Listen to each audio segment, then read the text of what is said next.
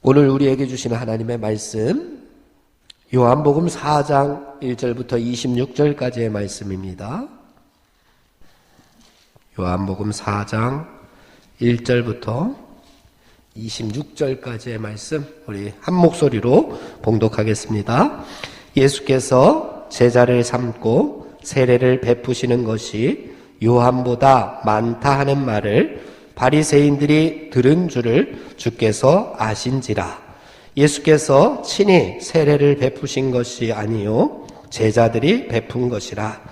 유대를 떠나사 다시 갈릴리로 가실새 사마리아를 통과하여야 하겠는지라. 사마리아에 있는 수가라 하는 동네에 이르시니 야곱이 그 아들 요셉에게 준 땅이 가깝고 거기 또 야곱의 우물이 있더라. 예수께서 길 가시다가 피곤하여 우물 곁에 그대로 앉으시니 때가 6시쯤 되었더라. 사마리아 여자 한 사람이 물을 기르러 왔음에 예수께서 물을 좀 달라 하시니 이는 제자들이 먹을 것을 사러 그 동네에 들어갔음이러라.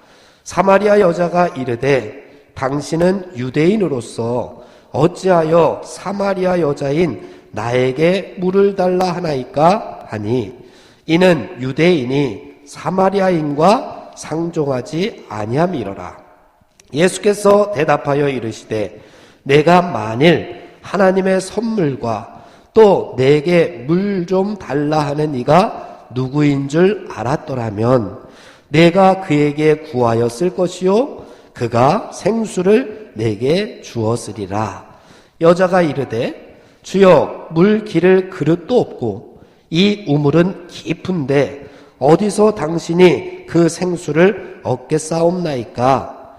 우리 조상 야곱이 이 우물을 우리에게 주셨고 또 여기서 자기와 자기 아들들과 짐승이 다 마셨는데 당신이 야곱보다 더 크니까.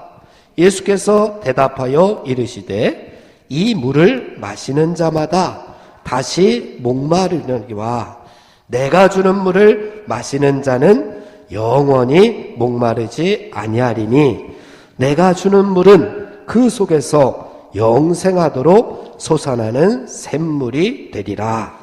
여자가 이르되 주여 그런 물을 내게 주사 목마르지도 않고 또 여기 물 기르러 오지도 않게 하옵소서. 이르시되 가서 내 남편을 불러오라. 여자가 대답하여 이르되 나는 남편이 없나이다. 예수께서 이르시되 내가 남편이 없다 하는 말이 옳도다. 너에게 남편 5이 있었고 지금 있는 자도 내 남편이 아니니 내 말이 참되도다. 여자가 이르되 주여 내가 보니 선지자로소이다. 우리 조상들은 이 산에서 예배하였는데 당신들의 말은 예배할 곳이 예루살렘에 있다 하더이다. 예수께서 이르시되 여자여 내 말을 믿으라.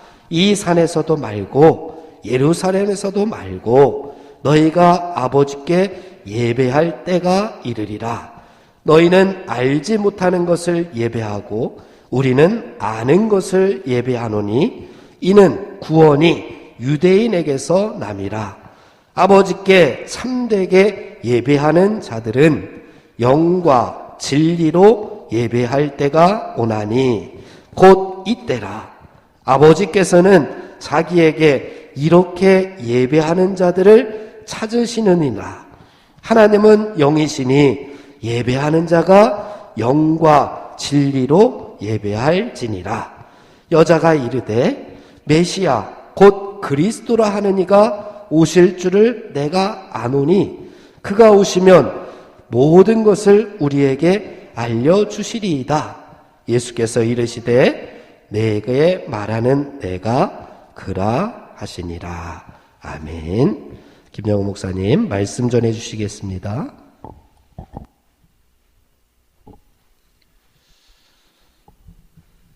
오늘 우리가 읽은 본문은 예수님과 사마리아 여인의 만남에 대해서 다루고 있습니다. 예수님은 유대 땅에서 갈릴리로 돌아가시는 길에 사마리아를 지나게 됩니다. 예수님의 그 고단한 여행길에 지치시고 또 목이 마르셔서 그 사마리아의 수가라고 하는 동네에 야곱의 우물가, 그 한 우물가에 쉬어 가십니다. 그리고 그 우물가에 물을 기르러 온 한 여인과 만나서 긴 대화를 나누십니다. 그게 오늘 본문의 내용입니다. 그런데 성경이 이 본문을 통하여, 이 대화를 통하여 우리에게 말하고자 하는 그 의미는 그들의 대화 내용만을 가지고는 우리가 잘 알 수가 없습니다. 왜 예수님이 유대 땅을 떠나셔서 예수님의 고향인 갈릴리로 가셔야 했는지, 또 그 가시는 길에 왜 사마리아 땅을 통과하셔야 했는지, 우리는 그것에 대해서 초점을 맞추고 깊이 생각해 봐야 됩니다. 1절에서 4절까지의 말씀을 함께 봉독하겠습니다. 예수께서 제자를 삼고 세례를 베푸시는 것이 요한보다 많다 하는 말을 바리새인들이 들은 줄을 주께서 아신지라. 예수께서 친히 세례를 베푸신 것이 아니요 제자들이 베푼 것이라.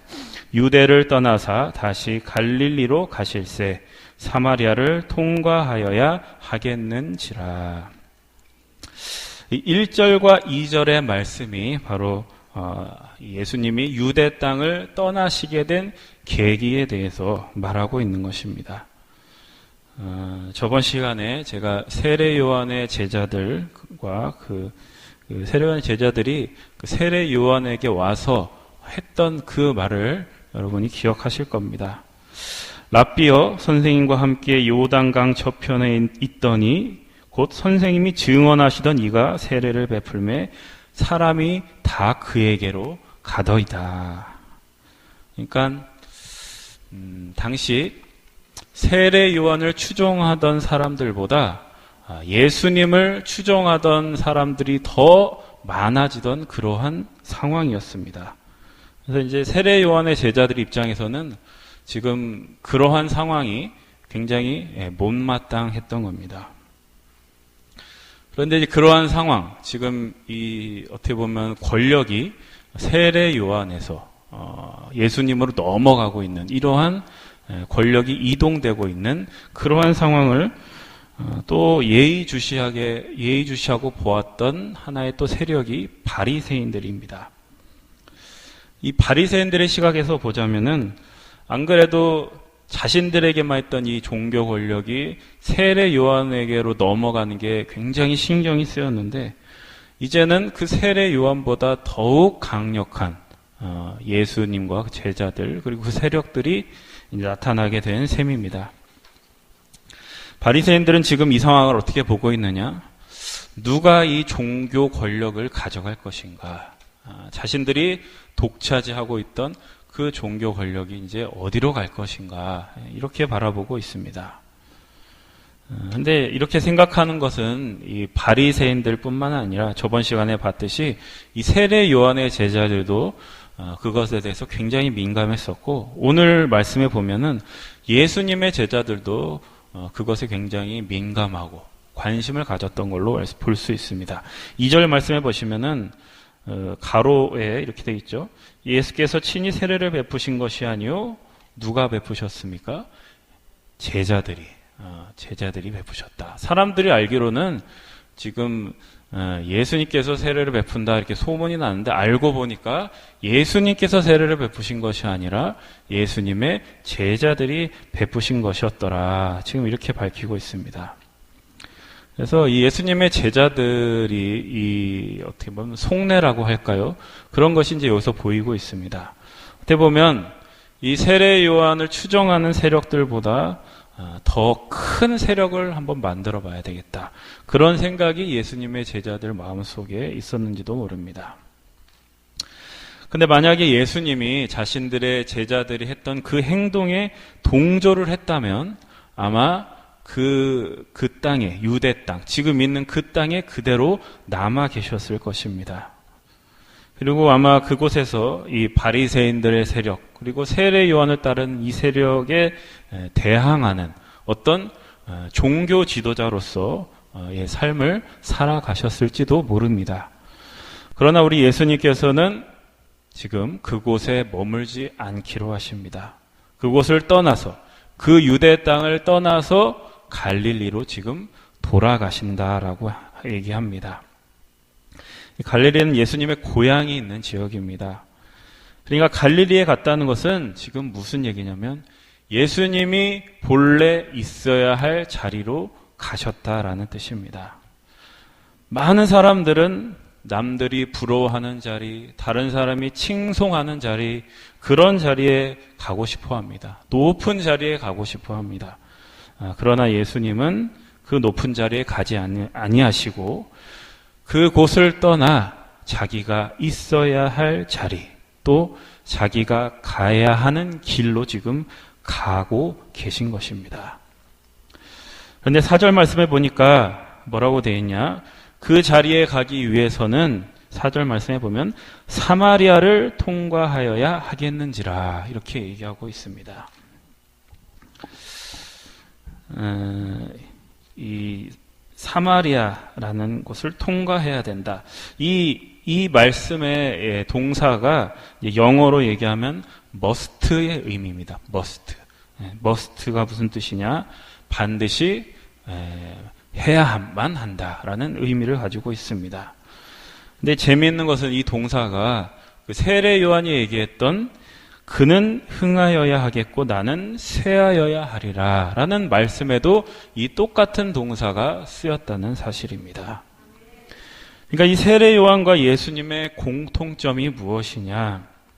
많은 사람이 자신을 추종하여서 높은 자리에 올려놓으려고 할 때에 스스로 그 자리에서 내려왔다라는 겁니다. must, 내려와야 된다. 나는 내려와서 내가 가야 할 길을 가야만 한다. 그런데 이건 어떤 겸손, 그러니까 단순히 자신을 낮추는 어떤 겸양의 미덕이 아닙니다. 그런 미덕이 아니라 지금 그 자리에서 돌아서서 자기가 있어야 할 자리, 자기가 가야 할 길을 지금 가고 있다라는 겁니다. 저번 시간에도 말씀드렸는데 이 전도서 말씀에 범사에 기한이 있고 천하만사에 다 때가 있나니 라는 말씀이 있습니다. 그래서 이 세례 요한과 예수님이 지금 공통적으로 우리에게 보여주는 것은 뭐냐? 자신의 기한과 하나님의 때를 아는 그러한 모습을 지금 보여주고 있습니다. 내가 싸워야 할 때와 물러날 때를 아는 것, 내가 떠나가야 할 때와 내가 들어가야 할 때, 돌파해야 할 때를 아는 것, 그런 지혜와 그런 신앙이 세례 요한과 예수님 안에 있었다라는 겁니다. 그리고 그 신앙이 지금 대조되어서 보여주는 게 뭐냐면 바리새인들과 또 세례 요한과 예수님의 제자들의 모습과 지금 대조시키면서 우리에게 그것을 드러내고 있는 것입니다. 바리새인들과 또 제자들의 관심은 어디에 있었냐? 종교 권력. 종교라고 하는 그 울타리 안에 있는 권력에 관심이 있었습니다. 그 권력이 지금 누구에게 있는가? 또 어떤 세력이 지금 그 권력을 가지고 있는가? 이런 것에 관심이 있었던 반면에 세례 요한과 예수님의 관심은 하나님의 때 그리고 나의 기한 그 안에 있었다라는 겁니다. 지금은 어느 때인가? 지금 하나님이 나에게 원하시는 것은 무엇인가? 하나님이 내게 맡기신 소명은 무엇인가? 그리고 그 기한과 그 분량은 어디까지인가? 그리고 하나님의 때에 비추어서 지금 나는 무엇을 해야 할 때인가? 물러날 때인가? 돌파해야 할 때인가? 떠나야 할 때인가? 이렇게 하나님의 시간 안에서 하나님께 기도하며 물으며 내가 있어야 될 자리가 어디인지, 내가 가야 할 길을 찾으며 갔던 그런 분이 예수님이셨다라는 것을 보여줍니다. 어떤 사람이 볼 때는 예수님의 모습이 좀 비겁하게 보였을지 모릅니다. 바리새인들의 위협을 피해서 갈릴리로 성급하게 도망치는 것처럼 보였을지도 모르겠습니다. 그러나 그것은 비겁하게 싸움을 회피하는 것이 아닙니다. 예수님은 지금 무엇을 보고 계시냐? 자신이 싸워야 할 싸움이 무엇인지를 보고 있습니다. 내가 싸울 것은 혈과 육의 싸움이 아니라 하나님의 나라 안에 있는 싸움이다. 지금 그것을 알고 계시는 겁니다. 내가 싸워야 할 싸움은 그 종교 권력을 차지하거나 그 종교 권력을 소유하는 것이 아니라 내가 싸워야 할 싸움은 하나님이 나에게 맡기신 소명에 끝까지 충성하고 순종하는 그러한 싸움이다라는 것을 보여줍니다. 여러분, 아무리 훌륭한 명분이 있더라도, 아무리 좋은 명분이 있더라도 내가 힘을 가져서, 내가 높은 자리에 올라서 내가 무언가를 해보겠다라는 것은 이 성경에 보면 그것은 사탄의 생각이지 결코 하나님의 생각이 아닙니다.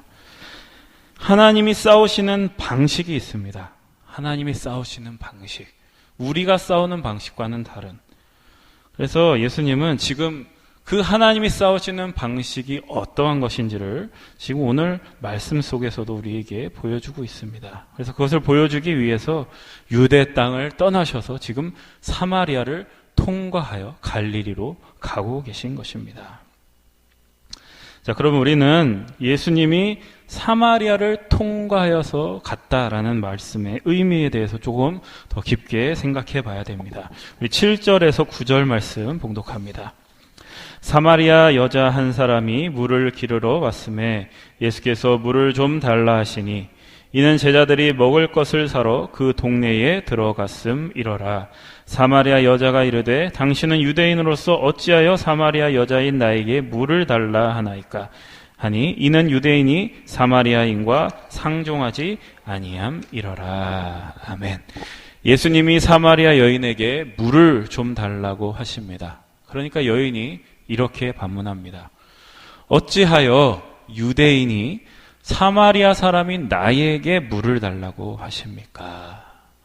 이것은 도대체 어떻게 그런 요구를 하실 수 있습니까? 당신은 내가 사마리아인이라는 것을 모르십니까? 이렇게 묻는 것입니다. 우리가 이 질문의 의미를 이해하기 위해서는 사마리아인과 유대인의 관계에 대해서 우리가 알아야 됩니다. 이 두 세력의 관계는 굉장히 험악했는데 그 이스라엘의 역사를 보면 우리가 왜 그런지 알 수 있습니다. 이스라엘은 이 솔로몬 왕이 죽고 난 이후에 북왕국과 남왕국으로 나누어집니다. 그리고 후에 아수르와 바벨론에게 멸망당합니다. 근데 이 아수르는 이 정복한 국가들을 완전히 통제하기 위해서 그들의 군사력, 정치력은 물론이고 그들의 민족성까지 완전히 없애버리는 그러한 정책을 펴니다. 그래서 어떤 정책을 폈냐면 그 지역마다, 그러니까 이 제국이니까 여러 민족이 이제 섞여 있습니다. 그러니까 이제 각각의 민족대로 살게 하는 것이 아니라 여기 있는 민족과 여기 있는 민족을 이제 이주를 시켜서 섞어버립니다. 그리고 여기 있는 민족과 또 다른 민족을 또 이주를 시켜서 서로 섞여서 서로 이렇게 민족끼리 결혼하게 해가지고 완전히 그 민족성을 없애버리고 이제 혼혈 민족으로 만들어 버리는 겁니다. 그래서 이 북이스라엘도 바로 이러한 일을 겪었습니다. 이제 북이스라엘이 나중에 이제 사마리아라는 이름을 갖게 되는데 이 사마리아에도 정말 이러한 일들이 벌어짐으로써 그때부터 사마리아인은 혼혈 민족이 된 것입니다. 한편에 이 남유다는 또 다른 길을 걷게 되는데 남유다는 이제 바벨론의 멸망을 당하게 됩니다. 이 남유다도 바벨론에 이제 포로로 끌려가서 살았지만 이들은 그 혈통을 지킬 수가 있었습니다. 그 혈통을 유지한 채 고국으로 돌아오게 됩니다. 그러니까 이 혈통을 유지한 이 남유다 사람들이 이 사마리아인, 이 혼혈인 사마리아인들을 이제 그때부터 이방인들보다도 더 괄시하게 된 것입니다. 그러니까 너는 이제 우리 민족이 아니다. 너는 이방 민족들의 피가 섞였기 때문에 어떻게 보면은 이방인들을 생각하는 것보다 더 그들을 괄시하고 더 증오했던 것 같습니다. 그들이 어찌나 그들을 경멸을 했는지 그 유대인들이 사마리아 사람을 집에 들이면 그 집의 아이를 노예로 삼을 수 있을 정도로 그들을 경멸했다라는 겁니다. 이게 바로 당시의 유대인과 사마리아인의 관계였습니다. 그래서 유대인들은 이 유대 땅에서 이제 갈릴리를 왔다 갔다 할 때 이 지리적으로 보면은 이제 유대 땅이 있고 그다음에 사마리아가 있고 이제 갈릴리가 있는데 지리적으로는 가장 가깝게 갈 수 있는 게 사마리아를 통과하는 길입니다. 그런데 이제 이러한 연유로 인해서 그렇게 빠른 길로 가지 않고 그 사마리아를 통과하지 않고 우회해서 쭉 돌아서 이제 통과하는 것이 당시에 이제 굉장히 관례적인 그런 일이었습니다. 그러니까 지금 예수님께서 사마리아로 직접 통과하셔서 가셨다라는 것은 무슨 얘기냐면 굉장히 파격적인 그러한 일인 것입니다. 예수님은 당시 유대인들의 이러한 통상적인 관례를 깨시고 사마리아를 가로질러서 걸어가십니다. 이것이 바로 예수님이 싸우고 계시는 싸움이 무엇인지를 우리에게 보여주고 있습니다. 예수님은 유대인들의 편견을 깨뜨리시고 새로운 길을 내시는 것. 그것이 바로 이러한 예수님이 우리에게 보여주시는 길이고 예수님이 가야 하셨던 길이었던 겁니다.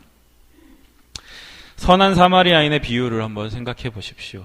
그 비유에 나오는 유대인 율법교사는 율법에 대해서도 굉장히 잘 알았고 또 그 율법을 실천하려고 애쓰는 사람이었습니다. 그래서 예수님이 율법에 대해서 물었을 때 아주 자신 있게 대답했습니다.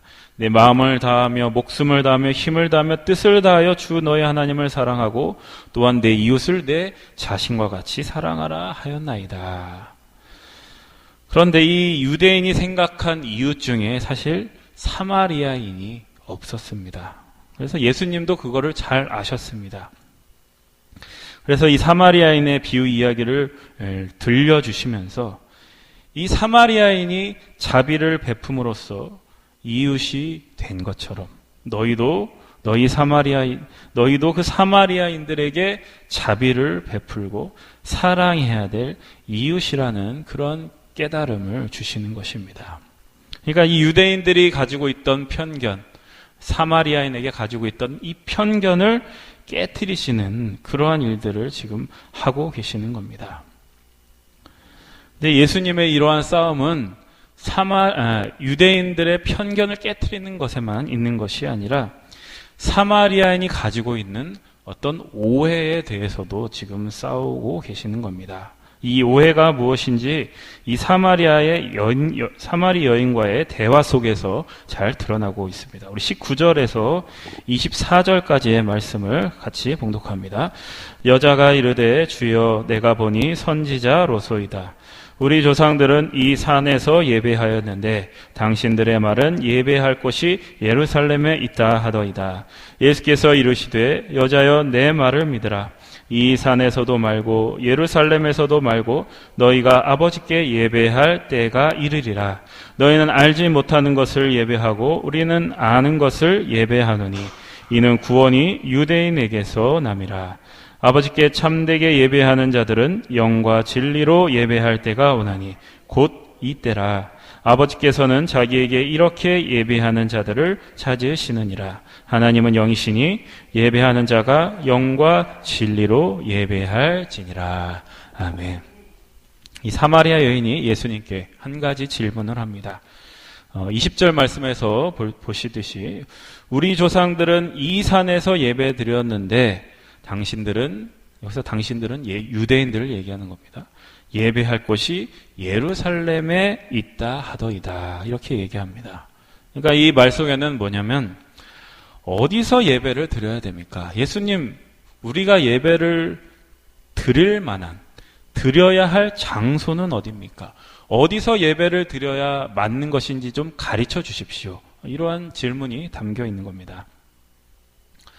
20절에서 사마리아 여인이 말한 그 자신의 조상들이 예배 드렸다는 그 산은 그리심산을 얘기하는 것입니다. 이 그리심산은 이 성서 곳곳에서 언급이 되어 있습니다. 이 모세도 언급한 적이 있습니다.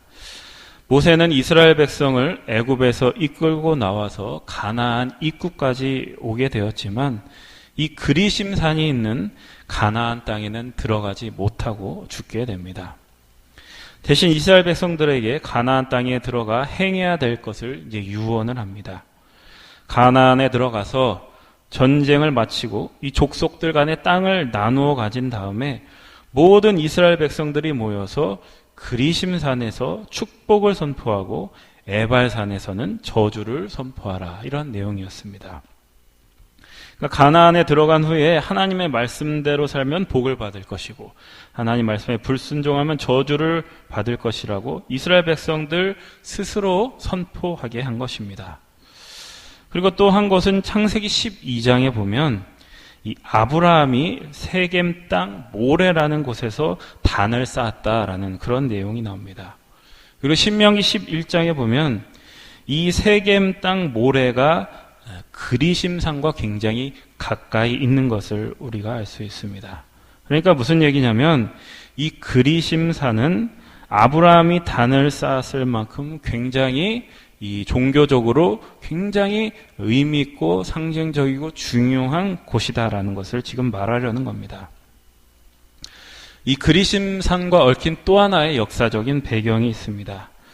솔로몬이 죽고 난 후에 이제 아까 말씀드렸다시피 나라가 둘로 나뉘어졌을 때 이 북이스라엘 왕국이 이제 여로보암 왕을 통해서 이 북이스라엘 왕국이 이제 세워집니다.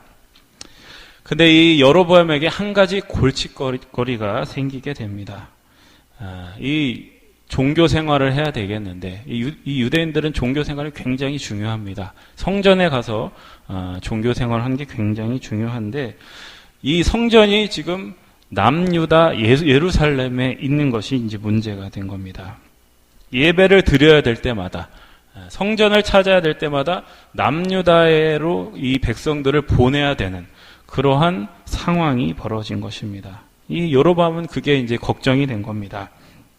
계속 내 백성들이 남유다를 왔다 갔다 하다 보면은 자신을 왕으로 인정하지 않고 저쪽으로 넘어가지 않을까, 남유다 쪽으로 넘어가지 않을까 이런 이제 걱정을 갖게 됩니다. 그래서 그는 아이디어를 냈습니다. 금송아지 형상 2개를 만들어서 하나는 베델에 두고 다른 하나는 이스라엘 최북단에 있는 단이라는 곳에 세웠습니다. 그래서 이제 그 다음부터는 백성들에게 너희들 그 남유다 있는 성역까지 먼 데까지 갈 필요 없이 여기서 예배를 드리면 된다. 이렇게 얘기합니다. 그러니까 어떻게 보면 결국 북이스라엘은 하나님을 예배한다기보다는 그때부터 이 금송아지를 예배하게 된, 우상을 숭배하게 되는 길에 접어주게 된 겁니다. 근데 이제 백성들에게 그냥 거기서 예배 드려라 그러면 이제 명분이 서지 않기 때문에 이게 명분이 이제 중요합니다. 그래서 이제 그때 그 명분이 뭐였냐면 바로 이 아브라함이 그리심산 가까운 곳에서 단을 쌓았던 그런 사건을 얘기하면서 지금 너희들이 남유다로 가지 않고 북이스라엘에서 예배 드려도 되는 그러한 명분으로 그것을 삼았다라는 겁니다. 더구나 이 그리심산은 복을 선포하던 그런 곳이었습니다. 에발산과는 달리 복을 선포하던 장소였으니까 정말 더할 나위 없이 좋은 예배 장소라고 생각했을 겁니다. 그래서 이러한 역사적인 배경과 연유들로 인해서 사마리아 여인은 지금 우리 조상들은 이 산에서 예배했습니다. 그렇게 얘기하고 있는 겁니다. 그러면서 왜 유대인인 당신들은 더 정통성이 있는 이 그리심산에서 예배하지 않고 그 예루살렘에서 지금 예배를 드리고 있느냐. 우리 쪽이 더 정통에 가깝지 않느냐. 지금 그런 얘기를 하는 겁니다. 이 질문에 대해서 예수님은 이렇게 답하십니다. 21절 말씀 보십시오. 여자여 내 말을 믿으라. 이 산에서도 말고 예루살렘에서도 말고 너희가 아버지께 예배할 때가 이르리라. 예수님께서 왜 사마리아로 오셨을까? 바로 이러한 예배에 대한 사마리아인들의 오해를 깨트리시고 하나님이 누구이신지를 분명하게 보여주시기 위해서 사마리아로 오셨다라는 겁니다. 예수님께서 뭐라고 하십니까? 이 산에서도 말고 예루살렘에서도 말고. 그러니까 예배란 어떤 특정한 장소에서만 가능한 것이 아니다라고 얘기하는 겁니다. 그러면서 또 뭐라고 그러냐면 너희가 아버지께 예배할 때가 이르리다. 때. 이 때라는 말이 굉장히 중요합니다. 장소에 얽매이지 않고 예배할 때가 이제 곧 이를 것이다. 아직은 아니지만 곧 다가올 것이다. 이런 말입니다. 그런데 22절 말씀에 더 중요한 얘기가 나옵니다. 너희는 알지 못하는 것을 예배하고 우리는 아는 것을 예배하노니 이는 구원이 유대인에게서 남이라. 이 사마리아인들은 그때 이제 구약 성경만 있었는데 구약 성경 중에서 모세 오경만을 인정했다고 그럽니다. 그래서 이제 아브라함, 모세 뭐 이런 사람들만을 인정하고 그 뒤에 나오는 다윗 이런 사람들은 잘 인정하지 않았다고 그럽니다. 그러나 구원은 유대인으로부터 난다. 지금 예수님께서 얘기하고 있습니다. 그러니까 뭐 너희들 사마리안보다 유대인이 더 우월하다 지금 이런 얘기를 하는 것이 아니라 무슨 얘기를 하는 거냐면 하나님이 아브라함과 다윗의 자손, 아브라함뿐만이 아니라 그 다윗의 자손인 예수 그리스도로부터 알려지게 될 것이다. 지금 그런 얘기를 하는 겁니다. 그러니까 오늘 우리가 이런 말씀을 통해서 무엇을 알 수 있느냐? 이 예배 장소에 집착한다라는 것은 결국에는 본질적으로 하나님이 누구신지를 모르기 때문에 지금 벌어진다라는 겁니다. 이 사마리아인들처럼 하나님이 누구신지 모르기 때문에 예수님을 통해 하나님이 드러났다는 사실을 모르기 때문에 그래서 예수님은 바로 그 하나님이 누구신지를 보여주기 위해서 사마리아로 오신 것입니다. 23절 이하의 말씀을 한번 보십시오. 아버지께 참되게 예배하는 자들은 영과 진리로 예배할 때가 오나니 곧 이때라.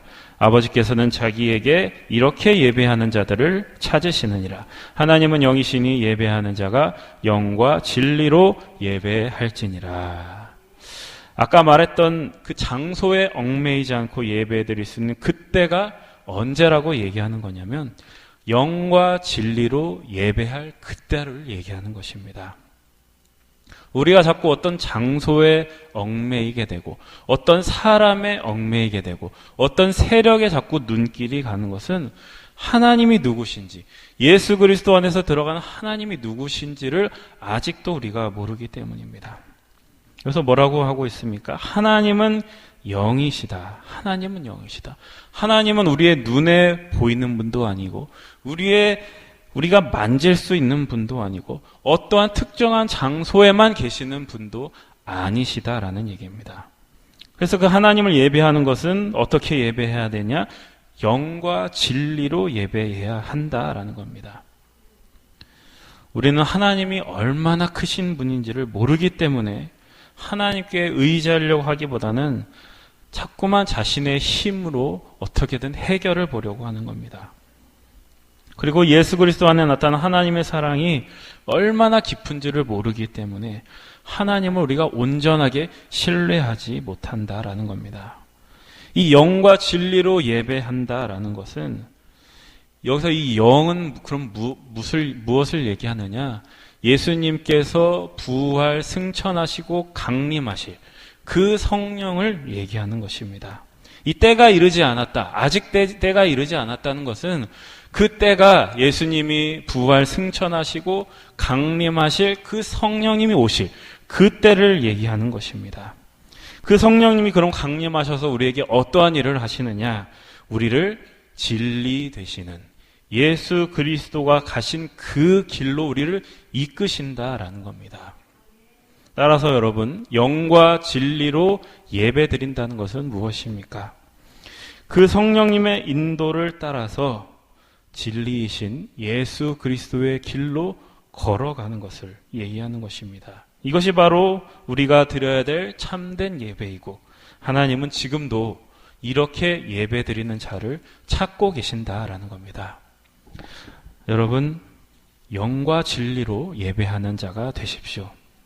예배 장소, 또 어떠한 사람, 어떠한 세력에 여러분들의 마음을 두지 마시고 여러분들 안에 있는 성령이 말씀하고 계신 그 진리, 예수 그리스도, 그 예수 그리스도가 가신 그 길, 예수 그리스도가 보았던 그 시선을 따라서 가는 것이 여러분들이 가셔야 될 길입니다.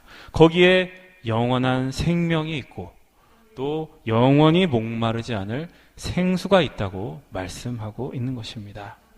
바리새인들처럼 또 세례 요한의 제자들과 예수님의 제자들처럼 또 유대인과 사마리아인들처럼 종교 권력을 차지하기 위한 내 힘으로 모든 것을 통제하기 위한 그런 싸움이 신앙이라고 착각하시면 안 됩니다.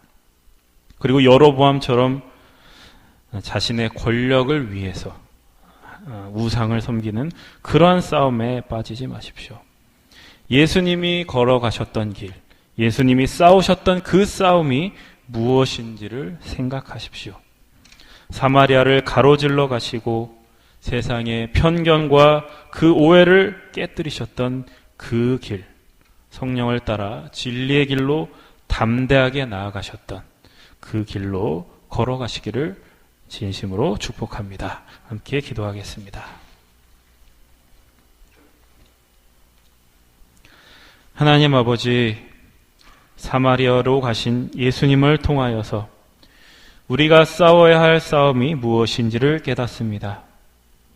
우리의 싸움은 혈과 육의 싸움이 아니오 하나님의 때에 순종하는 것임을 깨닫습니다. 우리의 싸움은 영과 진리로 예배하는 것임을 깨닫습니다. 우리의 편견과 우리의 오해를 깨뜨려 주시고 영이신 하나님을 바라보며 영과 진리로 예배하는 예배자들, 하나님이 지금도 찾아 헤매시는 그 예배자들이 우리가 될 수 있도록 도와주옵소서. 그래야 우리의 인생이 영원히 목마르지 않은 생수와 같이 충만하도록 인도하여 주옵소서. 예수 그리스도의 이름으로 기도드립니다. 아멘.